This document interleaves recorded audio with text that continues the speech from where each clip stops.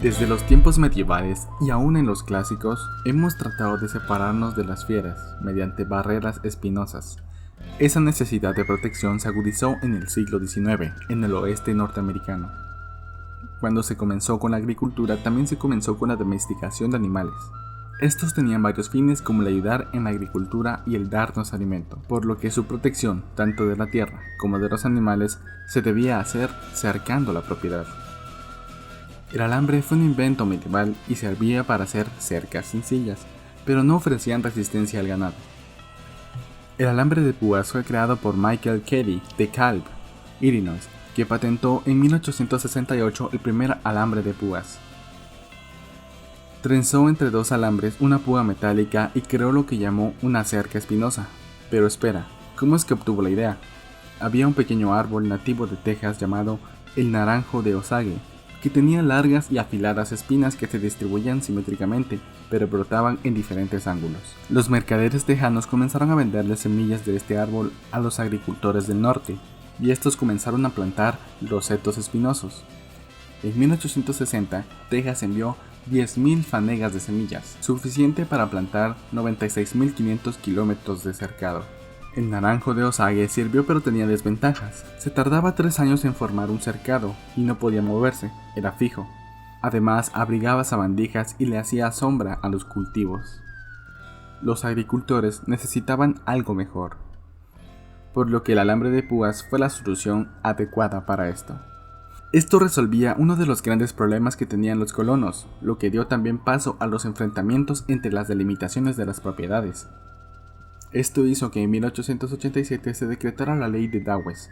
Su propósito era alentar la desintegración de las tribus y que la gente indígena se mezclase con la sociedad estadounidense. Sería la principal política hasta la década de 1930. El objetivo de Dawes era crear agricultores independientes a partir de la gente indígena, darles tierras y las herramientas para la ciudadanía. La ley decía que cada cabeza de familia indígena obtendría 160 acres de tierra agrícolas o 320 acres de tierra de pastoreo. Las tierras tribales restantes deberían declararse excedentes y abrirse a los blancos. Se suponía que las tribus simplemente desaparecieran. Antes de la ley de Dawes, los indígenas poseían alrededor de 150 millones de acres de tierra. En 20 años, 2/3 de su tierra se había ido. Los indígenas recibieron muy poco dinero por la tierra que entregaron. No estaban acostumbrados a administrar el dinero, por lo que rápidamente gastaron el dinero que recibieron. El sistema de reservas estuvo casi destruido. Oliver Razak, autor de un libro sobre el alambre de púas, afirma que, además de liberar la tierra para los cultivos de los colonos, la ley de Dawes ayudó a destruir los fundamentos de la sociedad india. No nos debe sorprender, por lo tanto, que estas tribus llamaran al alambre de púas la soga del diablo. Una de las ventajas del alambre de púas era que podía representar un límite legal. Muchas de estas vallas eran ilegales, intentos de apropiarse tierra común con propósitos personales. Hablando de límites legales, se libró una batalla judicial sobre quién era el dueño de la patente del alambre de púas, un conflicto que en 1892 terminó formando las leyes de patentes y dándole su sentido actual. La alambrada de púas no era nueva, llevaba utilizándose al menos desde 1845, cuando el inglés Richard Newton la introdujo en Argentina para limitar los pastos del ganado. A partir de ahí, el invento fue experimentando mejoras. Primero por parte de los franceses Léon Xiujin Grassin Baldon y Louis-François Janin. Después por el estadounidense Michael Kelly, de manera que para el año 1867 ya habían 6 patentes. Y ahí entró en escena Lucien B. Smith, de Ohio. Smith patentó su alambrada con la habilidad de especificar que se trataba de un sistema para aplicar al mundo agrario ganadero. Sin embargo, en 1874, con su uso ya generalizado, también llegaron los problemas para Smith. En 1874, Joseph Glinden solicitó la patente de un alambre espinoso fabricado de una manera diferente. Fijaba las 2 púas entre 2 alambres trenzados en espiral con un molino de café. Y entonces llegó una demanda de Smith, que consideraba que aquello no era nuevo y por lo tanto no debería ser admitido. La Oficina de Patentes y Marcas en efecto negó la petición de Glinden, pero este no se conformó y apeló a la Corte Suprema. empezaba una batalla legal que ha pasado a la posteridad conocida como The Barbed Wire Patent Case. el tribunal tenía que determinar si la innovación introducida en su fabricación, un segundo alambre que aseguraba las púas mediante tensión, era lo suficientemente original como para poder considerarse esa alambrada algo distinto y patentable.